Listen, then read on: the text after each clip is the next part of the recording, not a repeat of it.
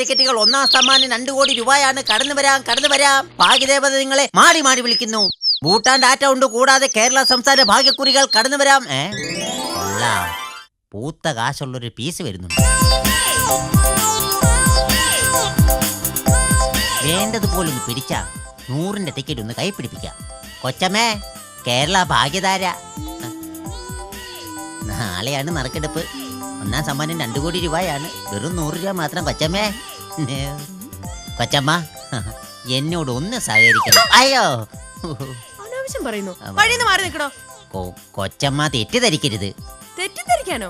2.5 മണിക്കൂർ എടുത്ത് നല്ല വൃത്തിയായിട്ട് തന്നെ ധരിച്ചിരിക്കുന്നത്. അത് ശരിയാ. കൊച്ചമ്മയുടെ ഗെറ്റപ്പ് കാണുമ്പോഴേ അറിയാം നല്ല ഹെറ്റപ്പ് ആണെന്ന്. എന്താ പറഞ്ഞേ? അല്ല, സൗന്ദര്യം ഇങ്ങനെ മുഖത്ത് ദൈവം ആവാഹിച്ച് തന്നിരിക്കയല്ലേ. അങ്ങനെ വെച്ച് നോക്കുമ്പോൾ കൊച്ചമ്മയെ ഭാഗ്യദേവത കടാക്ഷിച്ചിരിക്കുകയാണ്. ഭാഗ്യദേവത സത്യനന്ദിക്കാടിന്റെ സിനിമയല്ലേ? സിനിമയുടെ സീരിയലിന്റെ കാര്യമല്ലേ പറഞ്ഞ. ഇങ്ങോട്ടോ നോക്കിയേ, സർക്കാരിന്റെ ലോട്ടറിയാ. ഒന്നാം സമ്മാനമേ 2 കോടി രൂപയാ. ഐശ്വര്യമായിട്ട് ഒരു 100 രൂപ ഇങ്ങനെ അന്നേച്ചു. ഈ ലോട്ടറി ഒരെണ്ണം സ്വന്തമാക്ക്. നാളെ സൂര്യൻ അസ്തമിക്കുന്നതിന് മുമ്പ് 2 കോടി രൂപ കൊച്ചമ്മയുടെ കൈ കിടന്ന് പിടയ്ക്കും. അറിയോ? ഈ ലോട്ടറി അടിക്കുവാണെങ്കിൽ കൃത്യം 2 കോടി തന്നെ കിട്ടും. 2 കോടി എന്ന് പറയുമ്പോൾ ഞങ്ങളുടെ ഏജന്റുമാരുടെ ഒരു കമ്മീഷനും പിന്നെ സർക്കാരിന്റെ പിടുത്തവും വലിയ എല്ലാം കഴിഞ്ഞിട്ട് 1 കോടി 30 ലക്ഷം രൂപ കൈ കിട്ടും. 70 ലക്ഷം രൂപ കമ്മീഷൻ. എന്തൊരു വൃത്തികേടാടോ. കാശ് മുടക്കുന്ന എനിക്ക് 1 കോടി 30 ലക്ഷം, വെറുതെ നടക്കുന്ന തനിക്ക് 70 ലക്ഷം രൂപ. ഇത് എവിടുത്തെ ന്യായവാ? അല്ല, സർക്കാരിന്റെ ഓരോരോ നിയമങ്ങളല്ലേ. അതൊന്നും പറയണ്ട. കൃത്യമായിട്ട് മുഴുവൻ പൈസ കിട്ടുവാണെങ്കിൽ ഞാൻ എടുക്കാം. അല്ലേലും ഇതൊക്കെ തട്ടിപ്പാ. അങ്ങനെ പറയരുത്. സഹകരിക്കാം. കുറെ നേരമായാലും സഹകരിക്കണം എന്ന് പറഞ്ഞ് എങ്ങനെയാണോ സഹകരിക്കേണ്ടത്? അല്ല, ഒരു ലോട്ടറി എടുത്ത് സഹകരിക്കണമെന്ന്. ഒരു ലോട്ടറി കച്ചവടം അല്ലെങ്കിൽ ഇതൊക്കെ തരികിട പരിപാടിയാ. രാവിലെ മനുഷ്യനെ മെനക്കെടുത്തിക്കാനായിട്ട് വന്നോളൂ.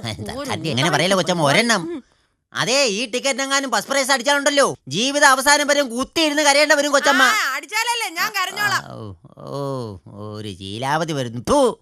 വെറുതെ മനുഷ്യന്റെ വായിലെ വെള്ളം പറ്റിയത് മിച്ചം. നാട്ടിലിറങ്ങിയ പുള്ളിപ്പുലിയാണ് കിണറ്റിൽ വീണത്. പുലർച്ചെ 4 വീട്ടുമുറ്റത്ത് അല്ല, എവിടെയെങ്കിലും ബോംബ് പൊട്ടിയെന്നാണോ? അതല്ല, സന്തോഷ വാർത്ത.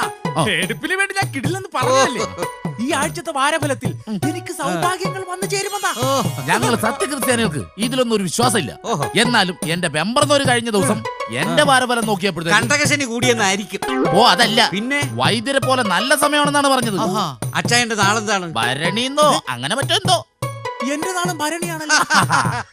അപ്പൊ ഇങ്ങടെ രണ്ടാളിന്റെ നാളെ ഒന്നാണ്. പിന്നെ എങ്ങനെയാണ് ഫലം ഒന്നാകാണ്ടിരിക്കുന്നത്? സംസ്ഥാന ഭാഗ്യക്കുറി ടിക്കറ്റുകൾ ഒരു ചായക്ക്. അതെ, ഒരു കേരള എടുക്കട്ടെ. വിഷു അമ്പറുണ്ട്. ഒന്നാം സമ്മാനം 2 കോടി രൂപയാ. പിന്നെ ഇനിയിപ്പോ ഇതിന്റെ ഒരു കുറവും കൂടി ഉള്ളൂ. അല്ലേട്ടാ, ഒരെണ്ണം എടുക്കേട്ടെ. എപ്പോഴാ ഭാഗ്യം വരുന്ന ആർക്കെങ്കിലും പറയാൻ പറ്റുമോ? ഇതില് ഫസ്റ്റ് പ്രൈസ് ഉറപ്പാണ്. ഒരെണ്ണം എടുക്കേട്ടാ. ഇന്നാ നിർബന്ധമാണെങ്കിൽ ഒരു ടിക്കറ്റ് തന്നെ. 10 രൂപയോ? ഇതിന് 100 രൂപയോ? ഒന്നാം സമ്മാനം 2 കോടി രൂപ. അതറിയുവോ? 10 രൂപ പോലും. ചേട്ടാ, ഒരെണ്ണം എടുക്കേട്ടാ പ്ലീസ്. Last ticket. ലോട്ടറിക്കാരാ ആകെ തപ്പിപ്പറിക്കാൽ ഒരു 50 രൂപയുണ്ട്. നീ ഒരു കാര്യം ചെയ്യ്. നീ തൽക്കാലം 50 രൂപ പിടിക്ക്. 2 കോടി അടിച്ചു കഴിയുമ്പോ 50 രൂപ കുറച്ച് തന്നാ മതി. അത് ശരിയാകത്തില്ല. ടിക്കറ്റ് മാത്രം ഞാൻ കടം തരികയില്ല. ടിക്കറ്റ് ഒഴിച്ച് വേറെ എന്നെ വേണേലും കടം തരാം. അതുകൊണ്ടാ പ്ലീസ്. നീ ഇപ്പൊ പറഞ്ഞത് ഈ കാര്യമാണ്. കടം കൊടുത്താൽ ഏത് ബിസിനസ്സും പൊടിയും. നമ്മുടെ കാര്യം തന്നെ കണ്ടില്ലേ? കടം കൊടുത്ത് ഞമ്മളും വഴിയാതാരാ. 5 കൂട്ടാണ്ടാക്കാൻ തരാം. അത് വേണ്ട. കിട്ടുകയാണെങ്കിൽ 2 കോടി കിട്ടണം. 2 കോടി കിട്ടണമെങ്കിൽ രൂപ 100 മുടക്കണം. വൈദ്യരെ, അങ്ങനെയാണെങ്കിൽ ഞാനൊരു ഐഡിയ പറയാം. ഞാനൊരു 50 രൂപ അങ്ങോട്ട് തരാം. അച്ഛൻ എന്നോട് ഇത്രയും സ്നേഹം ഉണ്ടെന്ന് സ്വപ്നത്തിൽ പോലും ഞാൻ കരുതിയില്ല. ടിക്കറ്റ് അടിക്കട്ടെ. ഈ 50 രൂപ അച്ഛന് ഞാൻ 100 തിരിച്ചു തരും. ഒലക്കട മൂട്.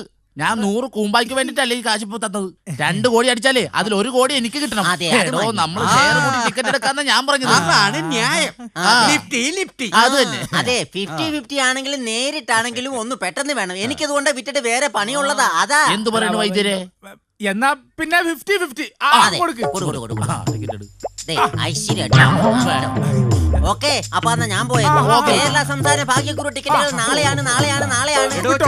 ഞാൻ കുടിച്ചിട്ടില്ല. ഓട്ടവെള്ളത്തിന് ആരാണ് കാശ്? എന്നാ പിന്നെ ഞാൻ അങ്ങനെ പോകാൻ പറ്റട്ടെ. ആ ടിക്കറ്റും കൂടെ തന്നിട്ട് പോകും. അത് വേണ്ട, 50 രൂപ ഞാൻ തന്നാ ടിക്കറ്റ് ഞാൻ പിടിച്ചോളാം. ടിക്കറ്റ് ഇങ്ങോട്ട് തന്നിട്ട് പോകാനാ പറഞ്ഞത്. ഒരു കാര്യം ഞാൻ പറയാം. നമ്മുടെ 2 പേരുടെ കയ്യിലും ടിക്കറ്റ് വെക്കണ്ട. ടിക്കറ്റ് നേരെ ബീരാന്റെ കയ്യിൽ കൊടുത്തേ. ടിക്കറ്റ് അങ്ങോട്ട് കൊടുത്തേ. എന്നാ പിന്നെ ഇത് ബീരാനിക്കടെ ഇരിക്കട്ടെ അല്ലേ? ഇരിക്കട്ടെ. ബീരാനിക്ക ഒരു കാര്യം പ്രത്യേകം പറഞ്ഞേക്കാം. ഇത് 2 കോടിയുടെ ടിക്കറ്റാ. ഈ ടിക്കറ്റ് ചിതലരിക്കരുത്, ഉറുമ്പരിക്കരുത്, തുരുമ്പെടുക്കരുത്, വെള്ളം നനയരുത്, കള്ളന്മാര് കൊണ്ടുപോകരുത്. ബീരാനെ ഭദ്രമായിട്ട് സൂക്ഷിച്ചോളണം. ഈ വീരാൻ ഒരു കാര്യം ഏറ്റാൽ അത് ഏറ്റതാണ്. ചെതലരിക്കാണ്ട്, തുരുമ്പെടുക്കാണ്ട്, വെള്ളം വീഴാതെ, ഒരു ഇബിലീസും മോട്ടിച്ചോണ്ട് പോകാതെ ഇത് സൂക്ഷിക്കുന്ന കാര്യം ഈ വീരാൻ ഏറ്റു. അത് മതി. എന്റെ വൈദ്യരെ ഒന്നും പറയണ്ട. ആകപ്പാടെ മേലാസകലൊക്കെ ഒരുമാതിരി വേദന, കയ്യും കാലൊക്കെ കോച്ചി പിടിക്കണം. ചുരുക്കി പറഞ്ഞ ഒന്ന് ഉന്നം പിടിക്കാൻ പോലും പറ്റണില്ല. ആകപ്പാടെ ഒരു വിറയല്. ഇത്തരം ദീനങ്ങൾക്ക് ഞങ്ങൾ അഷ്ടവൈദ്യന്മാരുടെ ഭാഷയിൽ ആമവാദം അഥവാ കഷ്ടകാല ദീനം എന്ന് ഓ പറയും. അത് ശരി. ഞാനൊരു ഒറ്റമൂലി പറഞ്ഞു ആ ഒറ്റമൂല്യം. എന്ന് വെച്ചാൽ ഈ മരുന്ന് ഒറ്റക്ക് മൂലയിലിരുന്ന് കഴിച്ചാൽ മതി.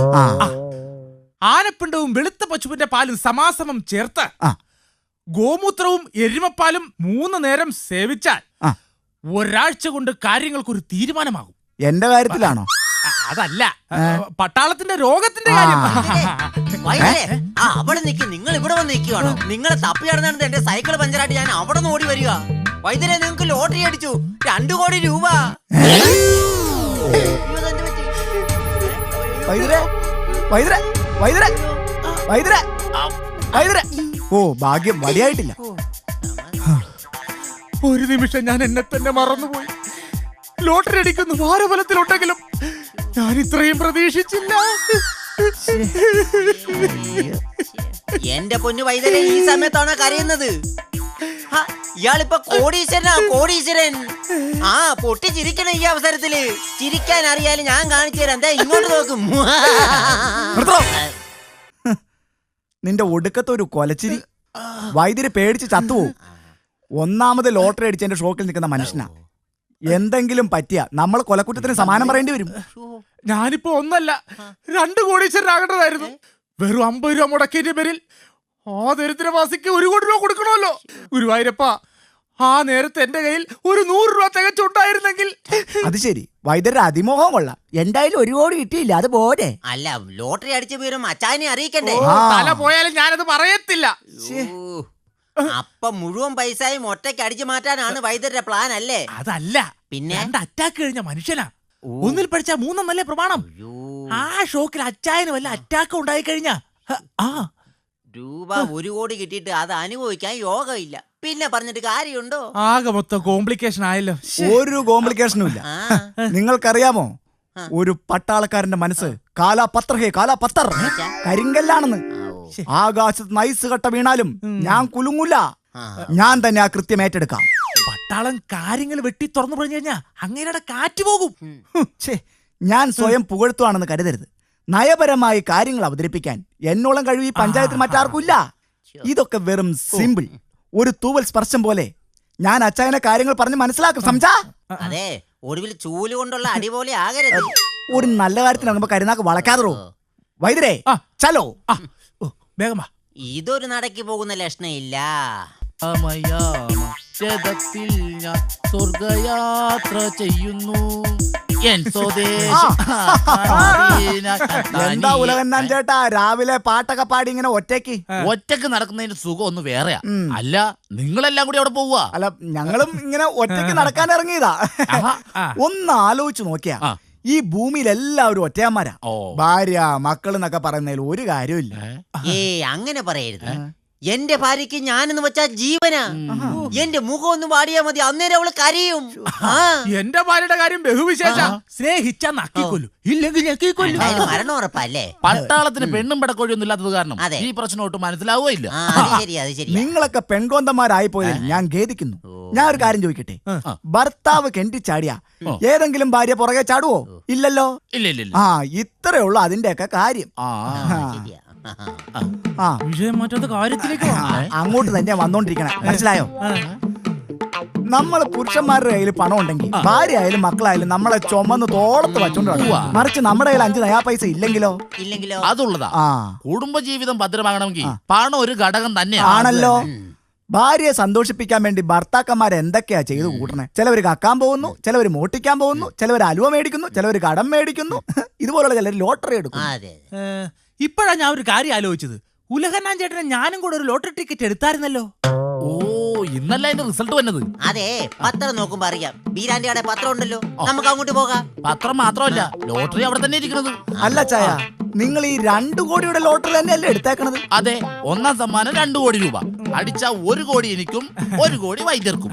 അല്ല, സപ്പോസ് ഞാൻ വെറുതെ ഒരു സംശയം സംശയം. ചോട്ട ഡൗൺ. ഈ 2 കോടി അടിച്ചു കഴിഞ്ഞാൽ 1 കോടി രൂപ അച്ചായന് കിട്ടുമല്ലോ. അതെ, കിട്ടുമല്ലോ. അങ്ങനെയാണെങ്കിൽ 1 കോടി രൂപ അച്ചായന് കിട്ടിക്കഴിഞ്ഞാൽ അച്ചായൻ അതിൽ നിന്ന് ആദ്യം എന്ത് ചെയ്യും?